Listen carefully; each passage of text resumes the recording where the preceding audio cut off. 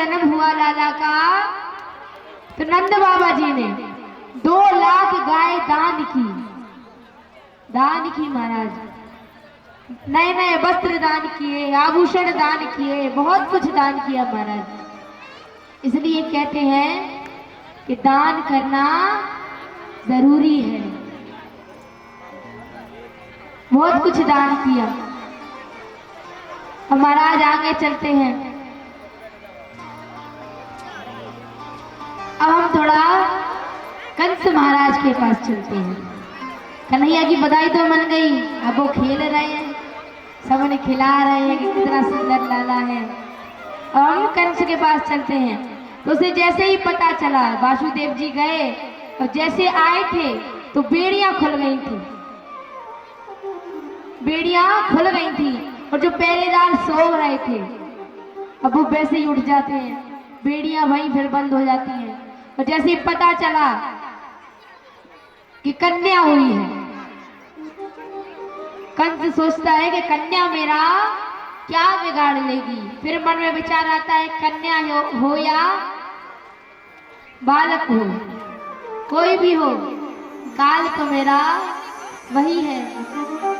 वो कन्या को उठाकर मारने ही वाला रहता है, इतने में वो अदृश्य होकर आकाश में आकाशवाणी होती है। कहते हैं दुष्ट, तेरा काल तो गोकुल में पहुंच चुका है, अब तेरी मृत्यु निश्चित है।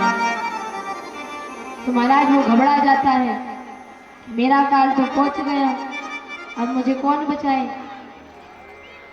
तो सबको बुलाता है, सभा बिठाता है। तो महाराज उसमें एक पूतना नामक राक्षसी है, उससे कहता है कि गोकुल में जितने भी 6 महीने के बच्चे हैं, जितने भी 6 महीने के बच्चे हो, सबको मार दो। तो वो जाती है महाराज। अब ऐसे ही हमारे कन्हैया को महाराज सबको मनाया ही जाता है, उनका नामकरण हो रहा है। तो उनका नामकरण हो रहा है तो बलदाऊ जी का नाम रखा जा रहा है। पहले वो के बड़े बेटे का नाम रखे, तो क्या रखा जाए। तो कहते हैं, ऋषिगण कहते हैं ये बड़ा ही बलशाली होगा, तो इसका नाम बलराम रखते हैं। अब महाराज कन्हैया की बारी आई, इनका नाम क्या रखा जाए।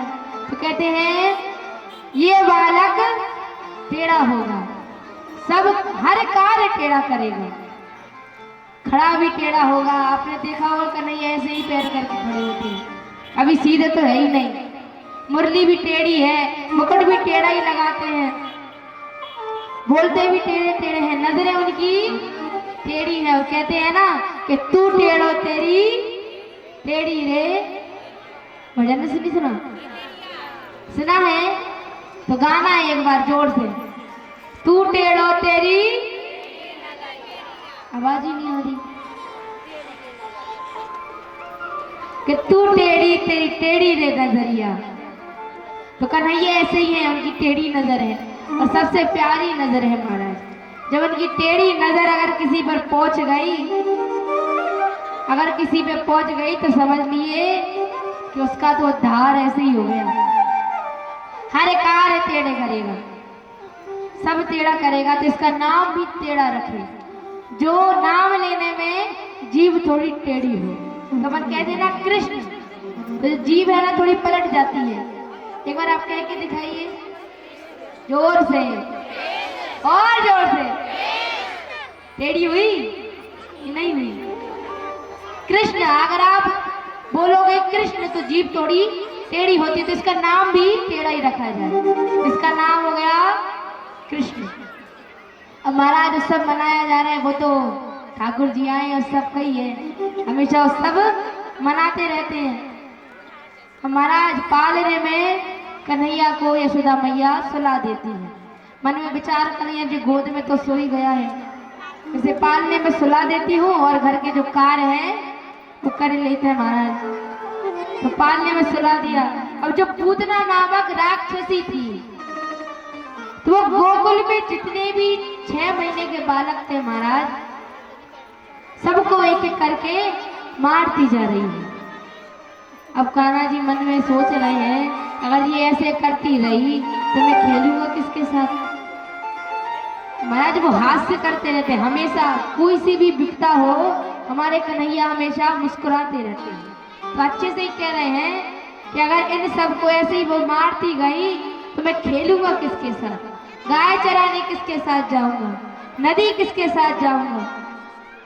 तो जो मोह माया होती है तो उनसे कहते हैं माया से कि तुम अपनी माया से उसके मस्तक पर विराजमान होकर उसे मेरे पास लेकर आओ, नहीं तो वो ऐसे मेरे सारे सखाओं को मार देगी, मैं तो अकेला ही रह जाऊंगा। तो माया जाती है, मस्तक पर विराजमान हो जाती है और कन्हैया के पास लेकर आती है। अब वो तो पालने में सो रहे हैं, झूला झूल रहे हैं। अब बड़ा सुंदर रूप बनाकर आती है, इतनी सुंदर कि उसको देखकर मोहक, इतना सुंदर रूप है महाराज। आती है तो पालने में से कन्हैया को ले लेती है और कोई एकांत जगह पर जाकर उसको गोद में लेकर महाराज कन्हैया को दूध पिला रही है।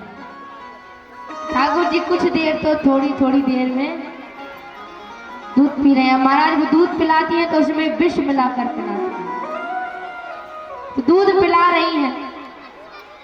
अब ठाकुर जी पहले तो दूध पीते हैं, फिर उसके बाद में दूध के साथ साथ उसके प्राण भी पीने लगते हैं। अब महाराज पूतना को बड़ी पीड़ा हो रही है, जोर जोर से चिल्ला रही है कि कन्हैया मुझे छोड़ दे, लाला मुझे छोड़ दे, कन्हैया मुझे छोड़ दे। अब वो क्यों छोड़े, वो मन में विचार कर रहे हैं कि वैसे तो मैं पकड़ू ना, अगर पकड़ लूं तो आसानी से छोड़ू ना। वो चिल्ला रही है, वैसे चिल्लाते चिल्लाते महाराज इतना उसका असली रूप आ गया, इतना विशाल शरीर है महाराज, बहुत विशाल शरीर है। ऐसे करके उसके प्राण निकल जाते हैं तो वो विशाल शरीर धरती पर गिर जाता है। अब महाराज उसकी जैसे ही आवाज आई, अब इतना विशाल शरीर कुछ धरती पे गिरेगा तो पूरा ब्रस्त झूम उठा। यशोदा मैया को आवाज आती है तो यशोदा मैया इधर घूमने लगती है, मेरा लल्ला कहाँ गया। लल्ला को देखती तो वो है ही नहीं। अब तो महाराज हक्के बक्के हो गए, हमारा कन्हैया कहाँ गो। नंद बाबा जी पूरे ब्रजवासी आने लगते हैं, यशोदा मैया आती है। अब महाराज जो यशोदा मैया है वो ये नहीं कि कन्हैया उनके ऊपर है तो उसको गोद में ले रही है, गोद में नहीं ले रही है, वहीं खड़ी खड़ी उस दृश्य को देख रही है। हमारे कन्हैया इतने प्यारे लग रहे हैं, वो झांकी इतनी सुंदर लग रही है तो मैया उसको खड़ी खड़ी देख रही है। और वैसे तो हमारी मैया अगर बालक को कुछ परेशानी हो तो दौड़ कर जाती है और गोद में उठा लेती है, लेकिन वो उठा नहीं रही है, दूर से देख रही है। तो ठाकुर जी मन में विचार कर रहे हैं कि अगर ऐसे मैया मिर्ला ने देखती रही तो आगे कैसा होगा, मुझे कौन बचाएगा। ऐसे तो सबको पता चल जाएगा कि मैं भगवान। तो जोर जोर से रोने लगते हैं, जोर जोर से रोने लगते हैं महाराज। अब जैसे ही रोने लगे, अब मैया तो बालक रो रहा है तो दौड़ कर जाएंगी, गई और गोद में उठा लिया तो महाराज वही पूतना का उद्धार कर देते हैं। आवाज आ रही है हमारे कन्हैया की रोने की। तो महाराज जोर जोर से रोने लगते थे, मैया गोद में उठा लेती है। अब महाराज चुप हो गए हमारे कन्हैया, तो गोद में उठा लेती हैं।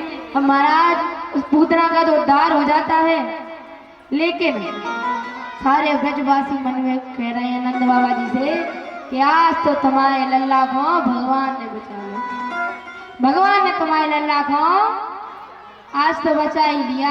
महाराज कान्हा जी मन में विचार कर रहे हैं, हाँ मुझे भगवान नहीं बचाया है, ये नहीं कि मैं खुद भगवान, मुझे भगवान ने ही बचाया है। तो ऐसे पूतना का उद्धार करते हैं महाराज।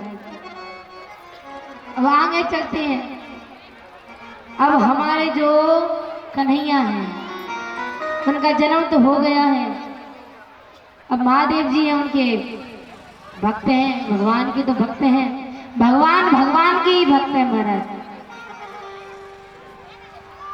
तो मन में विचार कर रहे हैं